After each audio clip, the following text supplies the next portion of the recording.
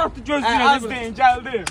Qaqa gəl çıxdı. Yakışıqsan, təzə sevgilim var, Aylin dadı. Bu da mənim dostum Faikdir, qardaşımdan da ötəbdə, yəni ən yaxın dostum. Allah xoşbəxt Qardaşım, eləsin, Murad. bir dənə gözlə, sevgilim süb su alıb gəlirəm. Yaxşı, 5 Gidər, dəqiqə gəlirəm, 5 dəqiqə. narahat olma. Yanına gelip gelirdin iş. Ne yanına gelip geldin? İçeride olanda yanına getmirdin indi bu. Ne içer? Ne daha istersen? Ha bu köhnə sevgilisini bıçaqlayıb da değişik elədi. Kız xəbərin yoxdur. Benim hiç buna haberim yok. Aa zalkaş şeydi da içir başı tönür. Gedir kızı çağırır şak şak soxdu değişik gönderdi evinə. Ha. Allah sana razı olsun. Çok sağ ol. Ha ben ötərim, mən yaxşı adamım ya. Sağ ol. Mənim heç bir dostumun sevgisi olanmaz. Bu belədir. Mən çirkinən Hə, solar. gəldim. Ha, sevgilim onu.